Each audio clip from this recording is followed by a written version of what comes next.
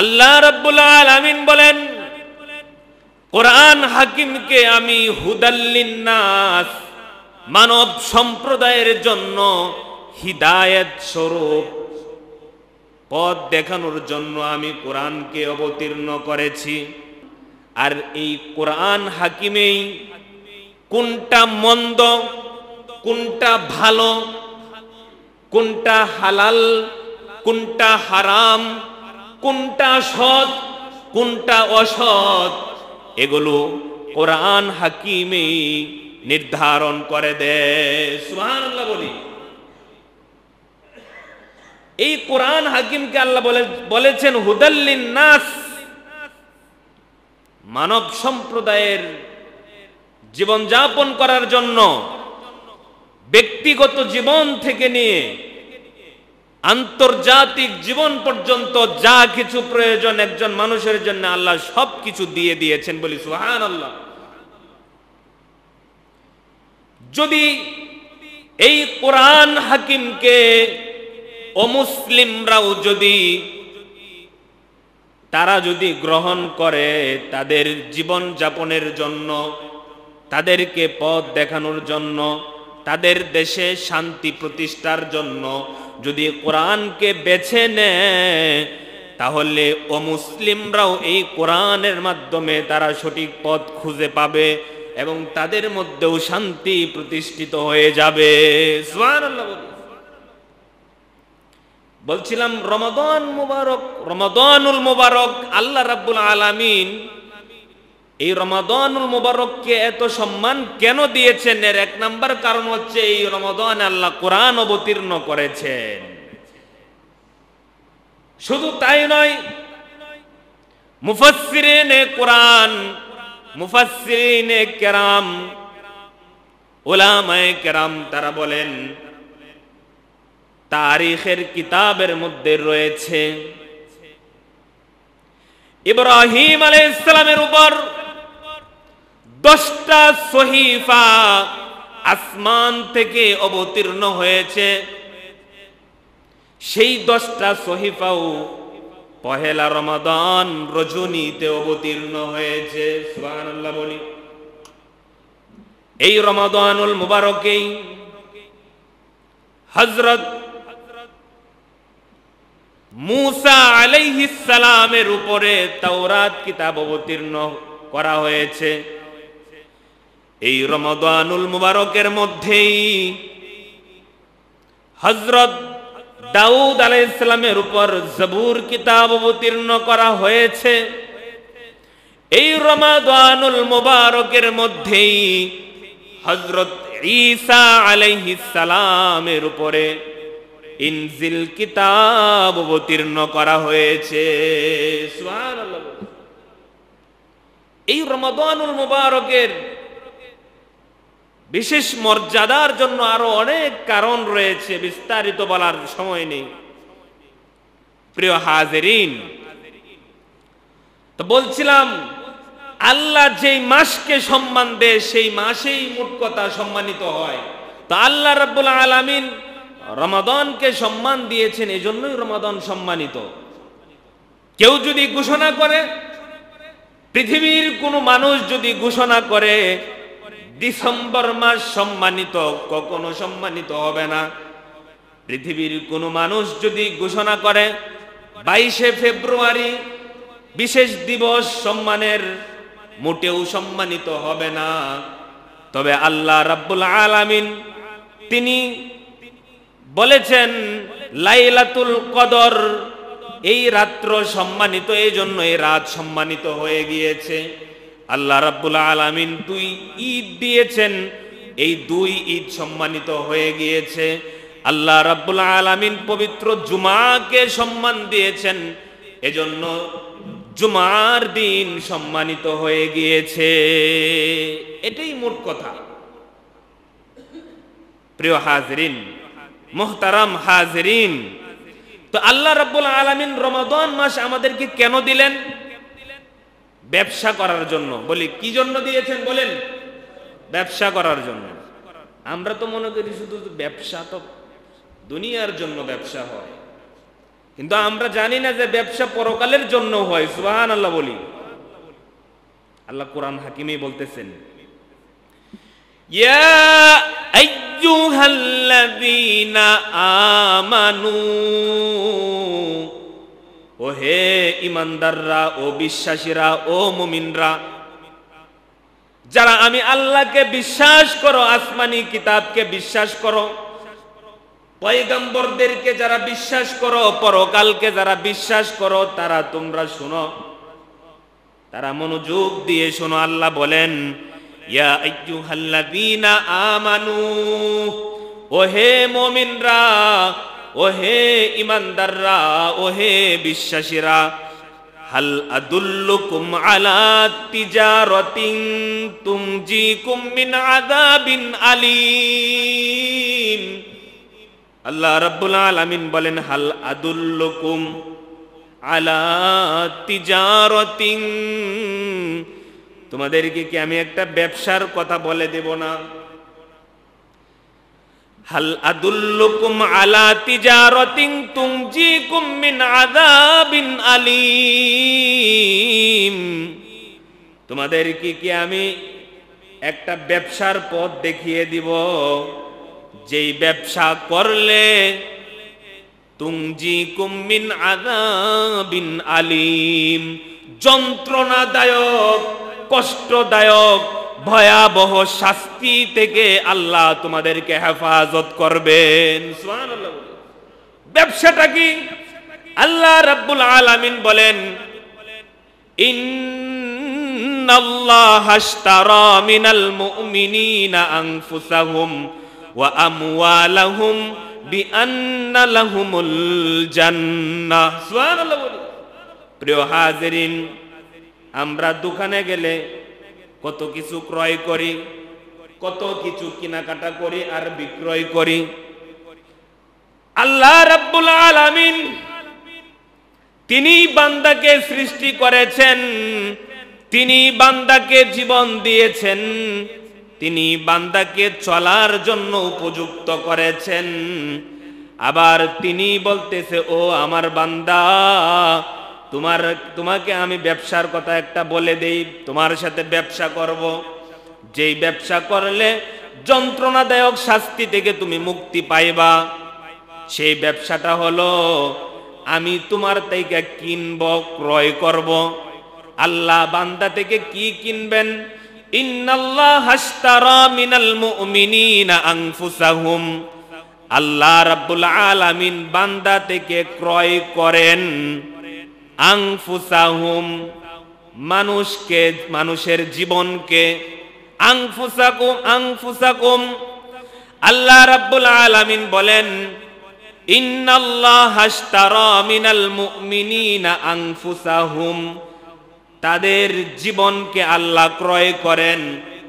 ওয়া আমওয়ালাহুম, তাদের সম্পদকে আল্লাহ ক্রয় করেন। সুবহানাল্লাহ বলি।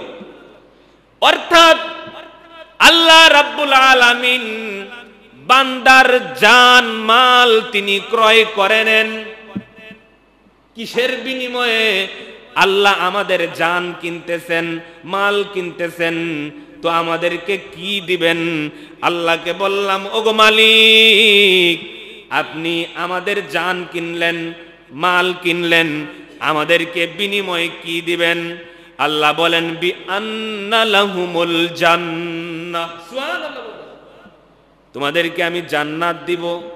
জান্নাত শব্দটা অনেক ছোট, কিন্তু জান্নাত কি তা কল্পনা করার শক্তি পৃথিবীর মানুষের নাই। আল্লাহ রাব্বুল আলামিন জান্নাতে কত নাজ নিয়ামত, কত কিছু রেখেছেন, সেই জান্নাত দিবেন। কিন্তু আমাদের একটা কাজ করতে হবে, আমাদের জানকে আল্লাহর কাছে বিক্রি করে দিতে হবে, আমাদের মালকেও, আমাদের সম্পদকেও আল্লাহর কাছে বিক্রি করে দিতে হবে। কে কে রাজি আছেন জানমাল বিক্রি করতে আল্লাহর কাছে ইনশাআল্লাহ? প্রিয় হাজিরিন, তো আল্লাহর কাছে যদি জানমাল বিক্রি করে দেই, তা আল্লাহ যখন যা বলবেন সবকিছু আমাদের পালন করতে হবে। কারণ আমরা আল্লাহর কাছে বিক্রি হয়ে গেছি, আল্লাহর কৃতদাস আমরা। তিনি যখন যা অর্ডার করবেন নির্দ্বিধায় কোনো ধরনের যুক্তি তর্ক ছাড়াই মাথা পেতে নিতে হবে। তা আল্লাহ রাব্বুল আলামিন তিনি রমাদানের রোজা রাখার জন্য বলেছেন। কেন রোজা রাখতে হবে? যুক্তি তর্ক চলবে না, বিনা তর্কেই আল্লাহকে খুশি করার জন্য রোজা রাখা শুরু করে দিতে হবে।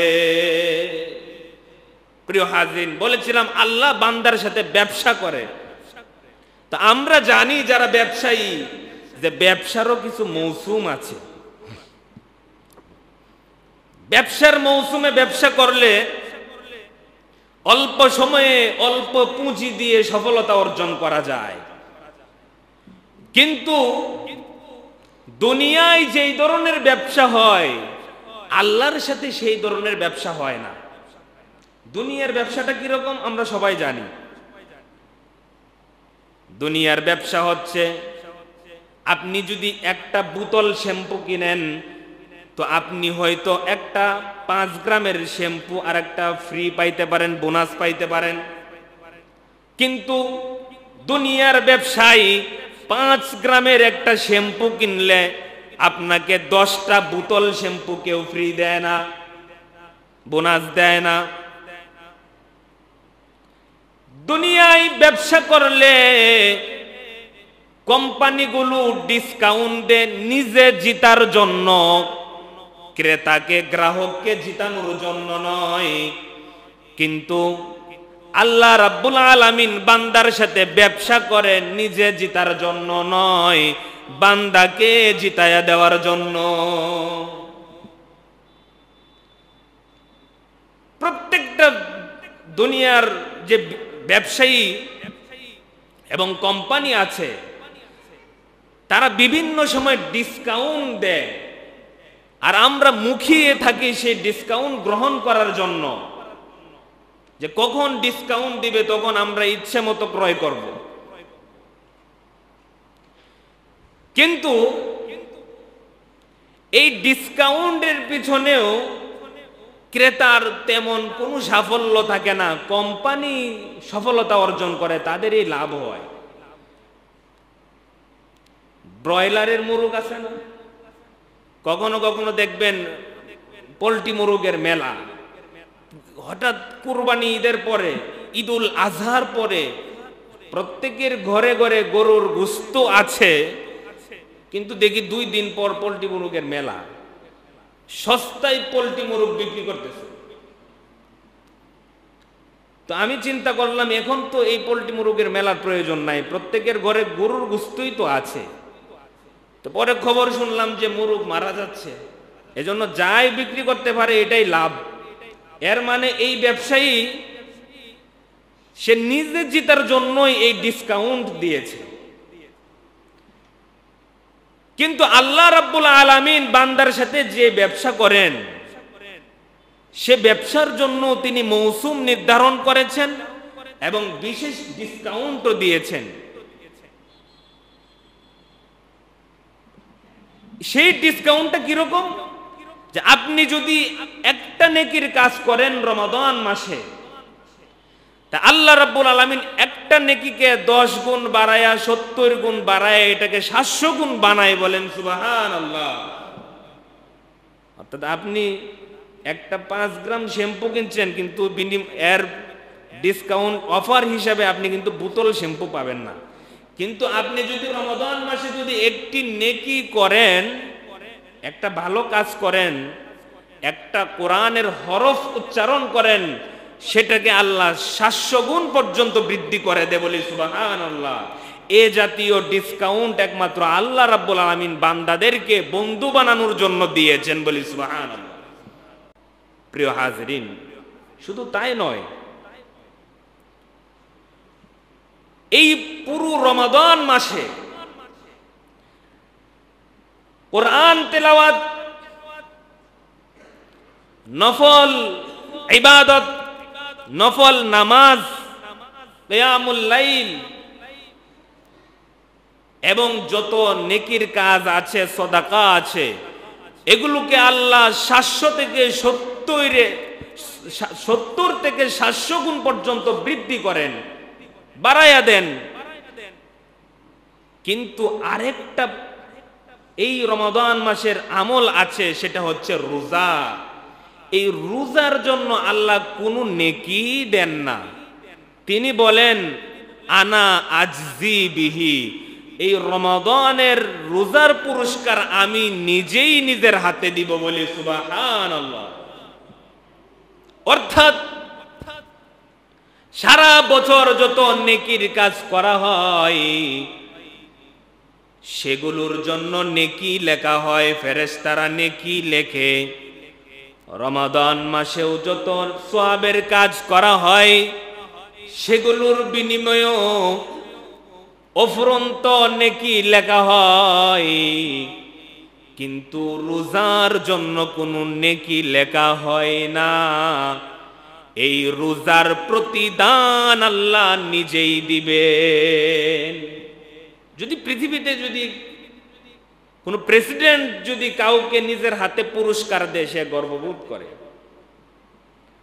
তা আল্লাহ রাব্বুল আলামিন সমগ্র কুল কায়নাতের সৃষ্টিকর্তা, তিনি যদি আপনাকে নিজের হাতে, কুদরতি হাতে পুরস্কার দেয়, তখন কিরকম আনন্দ হবে, কিরকম তখন আমাদের খুশি হওয়ার অবস্থা হবে, বুঝেন প্রিয় হাজরিন।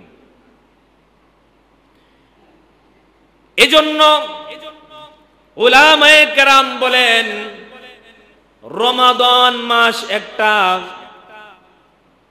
সুবর্ণ সুযোগ। কেউ যদি রমাদান মাসকে কাজে লাগায়, 30টা রমাদানের 30টা দিন এবং রাতকে যদি কেউ কাজে লাগায়, সে আল্লাহর ওলি হয়ে যেতে পারবে। সুবহানাল্লাহ বলি। সুন্দরভাবে যদি কেউ রমাদান মাসকে যদি কেউ পালন করে, ইবাদত করে, তো সে এই 30 দিনের মধ্যে আল্লাহর বন্ধু হয়ে যেতে পারে। সুবহানাল্লাহ। আল্লামা ইমামে রাব্বানি শেখ আহমদ সিরহিন্দি মুজাদ্দিদে আল-ফিসানি রাহমাতুল্লাহ আলাইহি বলেন যে রমাদানের বরকত কি রকম। তিনি বলেন, মনে করো আটলান্টিক মহাসাগর, প্রশান্ত মহাসাগর, এ জাতীয় যে বড় বড় জলরাশি রয়েছে, সাগর রয়েছে, এই সাগর সমূহ, এই জলরাশিগুলো রমাদানের রহমত। সুবহানাল্লাহ বলি।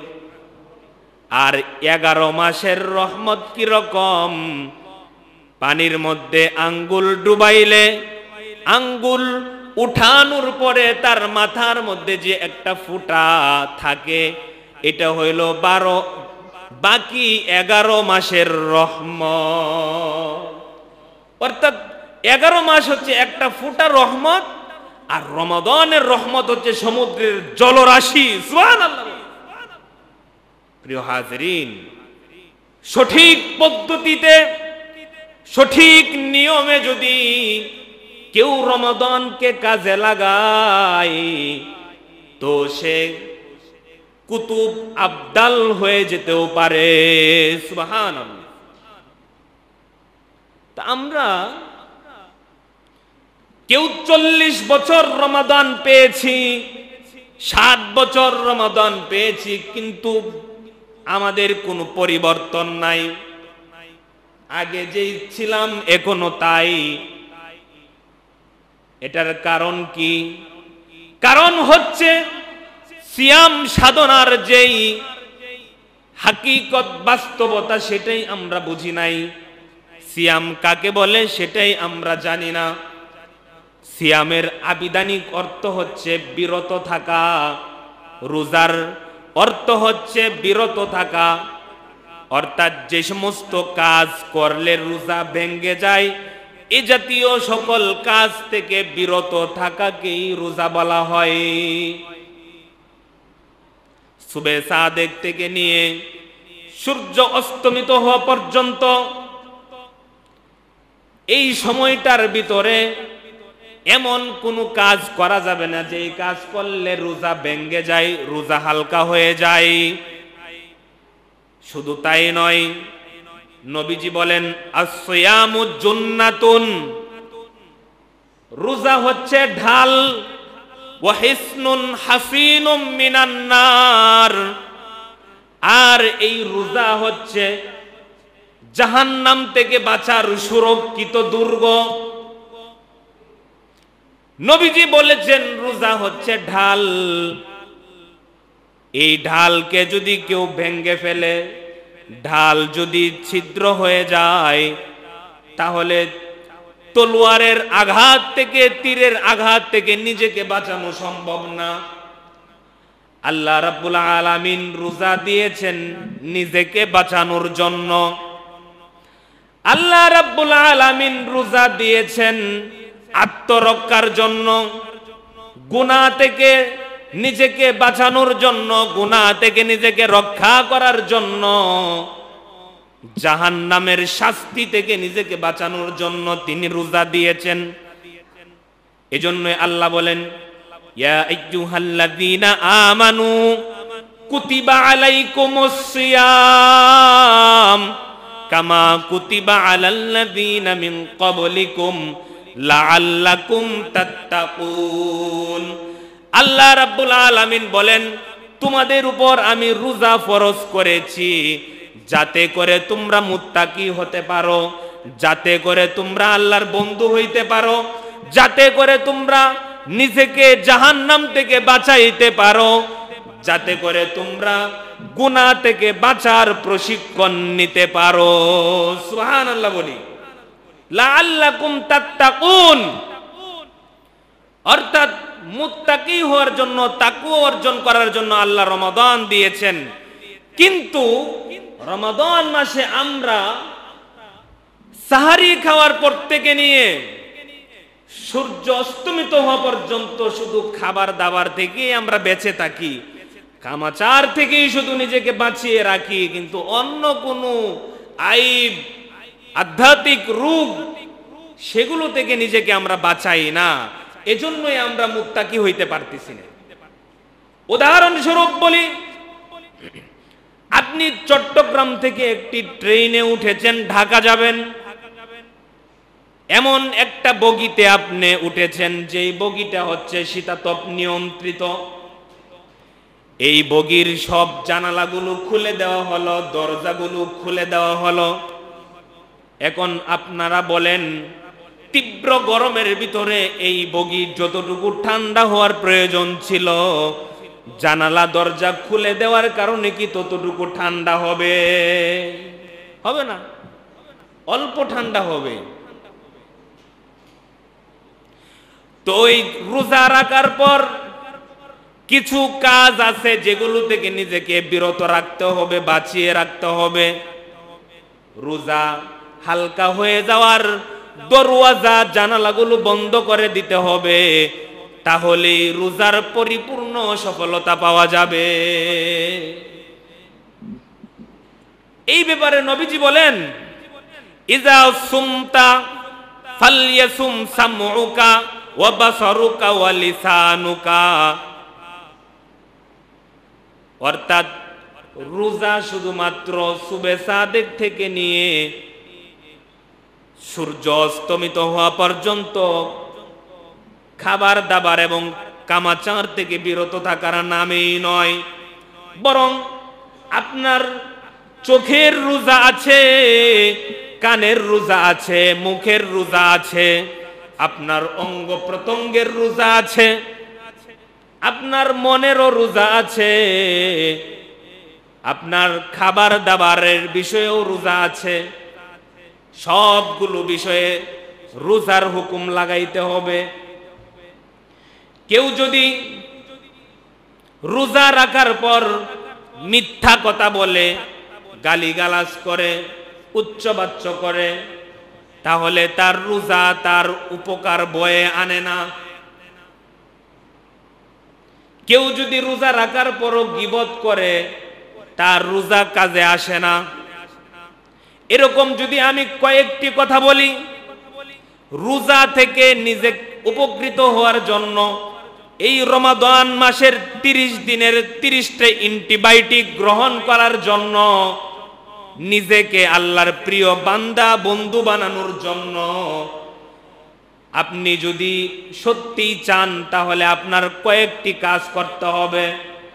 1 নাম্বার, আপনার কানকে বিরত রাখতে হবে। কান এমন কোনো কথা শুনতে পারবে না যেই কথা শোনার দ্বারা আপনার রোজার ক্ষতি হয়। কেউ গীবত করতেছে, শিকায়ত করতেছে, পরনিন্দা করতেছে, এগুলো শুনতে গেছেন, গান শুনতেছেন, তাহলে তো আপনার কান রোজা রাখলো না। অর্থাৎ কানকেও গুনাহমুক্ত রাখতে হবে, কানেরও রোজা রাখতে হবে। 2 নাম্বার, চোখের রোজা রাখতে হবে। আপনি সুবে সাদেক সময় সাহারি খাইলেন, সারাদিন উপবাস, কিন্তু সারাদিন আপনি বৈশা বৈশা আপনি সিনেমা দেখলেন, অশ্লীল নাটক দেখলেন, বিভিন্ন খারাপ কিছু দেখলেন, তো আপনার চোখ রোজা রাখলো না। এই রোজা দ্বারা আপনি উপকৃত হইতে পারবেন না। 3 নাম্বার, আপনার জবান কন্ট্রোল করতে হবে, জবানের রোজা রাখতে হবে। জবানের রোজা কি? এই জবান দিয়ে মিথ্যা কথা বলা যাবে না। আপনি রোজা রাখার পর যদি মিথ্যা কথা বলেন তাহলে আপনার এই রোজা কাজে আসলো না। জবানকে নিয়ন্ত্রণ করতে হবে। এই জবান দিয়ে কাউকে গালি দেওয়া যাবে না, কেউ কষ্ট পায়, আঘাত পায়, সেই কাজ করা যাবে না। এই জবান দিয়ে ওয়াদা খেলাফ কাজ করা যাবে না। জবান দিয়ে একমাত্র আল্লাহ রাব্বুল আলামিনের জিকির, আজকার, তিলাওয়াতুল কুরআন, ইবাদত, বন্দেগী ইত্যাদির আলোচনা করতে হবে। এবং যে সমস্ত কথা বলা যায় ততটুকুই বলতে হবে। অনর্থক কথা থেকে নিজেকেও বাঁচিয়ে রাখতে হবে। তারপর 4 নাম্বার, নিজের যত অঙ্গ প্রত্যঙ্গ রয়েছে প্রত্যেকটি অঙ্গ প্রত্যঙ্গকে গুনাহ থেকে মুক্ত রাখতে হবে। শুধু তাই নয়, 5 নাম্বার হচ্ছে হালাল খাবার খাইতে হবে। আপনি অবৈধভাবে আত্মসাৎ করেছেন সম্পদ, কারো সম্পদ জবরদস্তি করে দখল করে রাখছেন, চুরি কইরা সাহারি খাইলেন, আপনি অবৈধভাবে সম্পদ ইনকাম কইরা সেগুলো দিয়ে সাহারি খায়া রোজা রাখলেন, সেই রোজাও আপনাকে উপকৃত করবে না। হালাল খাইতে হবে, হালাল। হালালের কি রকম কদর! আবু বকর রাদিয়াল্লাহু আনহু, হযরতে আবু বকর রাদিয়াল্লাহু তাআলা আনহু, তিনি হালালের ব্যাপারে কতটুকু সতর্ক ছিলেন। তিনার একজন গোলাম ছিল, সব সময় খাবার নিয়ে যাইতো আবু বকর রাদিয়াল্লাহু আনহুর কাছে। তিনি খাবার খাইতেন, খাওয়ার সময় আগেই জিজ্ঞাসা করতেন, ও আমার গোলাম, এই খাবার কোথায় থেকে এনেছো, এর উৎস কি, এটা হালাল না হারাম, এগুলো জিজ্ঞাসা কইরা আবু বকর খাবার খাইতেন। তো একদিন এই গোলাম খাবার নিয়ে, ভালো কিছু খাবার নিয়ে, গোস্ত রুটি নিয়ে হযরত আবু বকরের কাছে গেল। হযরত আবু বকর রাদিয়াল্লাহু তাআলা আনহু, তিনি খাবার পেয়ে তিনি খাবার খাওয়া শুরু করে দিলেন। এরপর ধীরে ধীরে তিনি খাবার খাচ্ছেন। এই মুহূর্তে গোলাম, তার বড় কৌতূহল জাগলো, তার মনে প্রশ্ন জাগলো যে প্রতিদিন তিনি আমাকে জিজ্ঞাসা করেন খাবারের উৎস কি, হালাল না হারাম, কিন্তু আজকে কেন জিজ্ঞাসা করলেন না? তার জানার বড় আগ্রহ, জিজ্ঞাসা করেই ফেললেন। হযরতে আবু বকর রাদিয়াল্লাহু তাআলা আনহুকে জিজ্ঞাসা করলেন, ও আমিরুল মুমিনিন, আপনি প্রতিদিন খাবার খাওয়ার সময় জিজ্ঞাসা করেন হালাল না হারাম, আজকে তো জিজ্ঞেস করলেন না। তিনি বলতেছেন, হেরে আমার গোলাম, কয়েকদিন ধরে খাবার খাচ্ছি না, খাবার না খাওয়ার কারণে এত খিদা পেয়েছে, তীব্র খিদার কারণে তোমাকে জিজ্ঞাসা করার কথা আমি ভুলে গিয়েছি, জিজ্ঞাসা করতে পারলাম না। আচ্ছা বলো, এই খাবার কোথায় থেকে নিয়ে এসেছো? গোলাম বলতেছে, আমিরুল মুমিনিন, এই খাবার এনেছি। আমি পথিমত রাস্তা দিয়ে হাঁটতেছি, তো যাওয়ার সময় দেখি আমার এক বন্ধুর বাড়িতে বিয়ের অনুষ্ঠান হচ্ছে, তো সেখান থেকে আমাকে কিছু খাবার দিল। আমি চিন্তা করলাম যে আমার এই খাবারগুলোর একটা অংশ আমার প্রিয় মুনিবের কাছে পৌঁছায়। তো হযরতে আবু বকর জিজ্ঞাসা করলেন, সে কেন তোমাকে খাবার দিল? গোলাম বলতেছে, জাহিলিয়তের যুগে আমি এই আমার বন্ধুটাকে আমি তার চিকিৎসা করছিলাম, ঝাড়ফু করছিলাম, কবিরাজি করছিলাম। তো সেই সময় তাকে আমি ফু দিছিলাম, তার যার কারণে সে সুস্থ হয়ে গেছে। সে তখন অত্যন্ত গরিব ছিল, আমাকে কিছু দেওয়ার মতো তার কিচ্ছু ছিল না। সে বলেছিল, ওয়াদা করেছিল কোনো একদিন তোমাকে আমি খাওয়াবো। তো আজকে যখন তার বাড়ির পাশ দিয়ে যাই, তখন সে আমাকে এই খাবারগুলো দিল। হযরতে আবু বকর রাদিয়াল্লাহু তাআলা আনহু বলতেছেন, তার মানে জাহিলিয়তের যুগে তাকে ঝাড়ফু করছিলা কি তুমি লাত উজ্জার নাম নিয়ে? গোলাম বলতেছে, জি। কয়, সর্বনাশ, লাত উজ্জার নাম দিয়ে ঝাড়ফু কইরা তুমি যেই খাবার অর্জন করেছো সেই খাবার আবু বকরের পেটে গেল, হায় আমি আবু বকর ধ্বংস হয়ে যাব। এই বলে হযরতে আবু বকর রাদিয়াল্লাহু তাআলা আনহু তার আঙ্গুলি গলার ভিতর ঢুকাইয়া বমি করার জন্য চেষ্টা করতেছে, কিন্তু বমি হচ্ছে না। বারবার চেষ্টা করার পর বমি হচ্ছে না। পাশ থেকে একজন পরামর্শ দিল, আপনি বেশি করে পানি পান করুন, তারপর বমি করার চেষ্টা করুন, বমি হবে। বেশি করে পেট ভরে পানি পান করার পর তিনি বমি করার অনেক চেষ্টা করার পর বমি হইল। বমি হওয়ার পর বমির সাথে সেই গোশতের টুকরাও বের হয়ে গেল। এরপর একজন জিজ্ঞাসা করতেছে, আমিরুল মুমিনিন, সামান্য একটু খাবারের জন্য আপনি এত পরিশ্রম করে বমি করলেন, এত কি ক্ষতি হইতো? আবু বকর বলে, তোমরা কি জানো না, নবীজি বলেছে যেই হারাম ভক্ষণ কইরা রক্ত গুস্ত হয়, সেই হারাম ভক্ষণকারীর রক্ত গুস্ত জাহান্নামে যাবে। তো আমি আবু বকর এই হারাম খাবারকে আমি জাহান্নামে যেতে চাই না। প্রিয় হাজিরিন, বলতেছিলাম যে হারাম ভক্ষণ করার ব্যাপারে সাহাবায়ে কেরাম কেমন সতর্ক ছিলেন, কেমন সাবধান ছিলেন। এজন্য প্রিয় হাজিরিন, সাহারি খাবেন হালাল খাবেন, ইফতার খাবেন হালাল খাবেন। হালাল খাবারও পেট ভরে খাইলে চলবে না, নবীজির হুকুম মতো খাইতে হবে। নবীজি বলেছেন, তোমরা পেটকে 3 ভাগে ভাগ করো, 1 ভাগ খাবার, 1 ভাগ পানি, আর 1 ভাগ খালি রাখবা ইবাদত করার জন্য। সুবহানাল্লাহ বলি। প্রিয় হাজিরিন, সারাদিন উপবাস থাইকা ইফতারের সময় রং বেরঙ্গের খাবার এমন ভাবে আমরা খাই যে গলা পর্যন্ত ভরে যায়। এরপর নামাজ পড়তেও ভালো লাগে না, জিকির করতেও ভালো লাগে না, তারাবি পড়তেও ভালো লাগে না। তারাবিতে গেলেও শুধু তাড়াহুড়া করি। প্রিয় হাজিরিন, এই হইল 5ম নাম্বারে গেল। 6ষ্ঠ নাম্বার হচ্ছে, এই সমস্ত কাজ করার পর আপনি সুন্দরভাবে রোজা রাখার পর আপনি যদি নিজেকে বড় মনে করেন যে আমি তো অনেক কিছু করে ফেলছি, সুন্দরভাবে রোজা রাখছি, এরকম অহমিকা অহংকার যদি আইসা যায়, এই সমস্ত মেহনতগুলো বিফল যাবে। এজন্য অহংকার আনা যাবে না, তখনও ইস্তিগফার করতে হবে। আস্তাগফিরুল্লাহ ওয়া আতুবু ইলাইহি, আল্লাহর কাছে মাপ চাইতে হবে। ওগো আল্লাহ, রমাদান দিয়েছিলেন, রমাদান মাসকে আমরা সুন্দরভাবে কাজে লাগাইতে পারি নাই, যেভাবে বলেছেন সাহারি খাওয়ার জন্য সেভাবে সাহারি খাইতে পারি নাই, যেভাবে বলেছেন নামাজ পড়ার জন্য সেভাবে নামাজও পড়তে পারি নাই। সারাদিন রোজা রেখেছি, কিন্তু আপনি যেভাবে রোজা রাখতে বলেছেন সেভাবে রোজা রাখা সম্ভব হয় নাই। আপনি যেভাবে বলেছেন ইফতারি করতে সম্ভব হয় নাই। আপনি যেভাবে বলেছেন সালাতুত তারাবি আদায় করতে সম্ভব হয় নাই। ওগো মালিক, আমরা যে টুটা ফাটা সাধারণ আমলগুলো করলাম এগুলো আপনি কবুল করে নেন।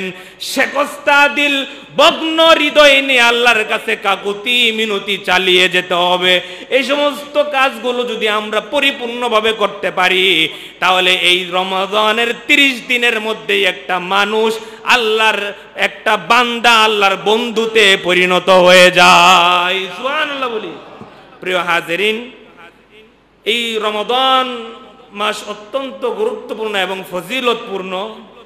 আমরা এই রমাদান মাসকে সঠিকভাবে সুন্দরভাবে উদযাপন করব, কাজে লাগাবো, ইবাদত করব। আল্লাহ তৌফিক দান করুক। এবং সামনের সপ্তাহে রমাদান বিষয় নিয়ে আরো আলোচনা হবে। ওয়া আখিরু দাওয়ানা আলহামদুলিল্লাহি রাব্বিল আলামিন।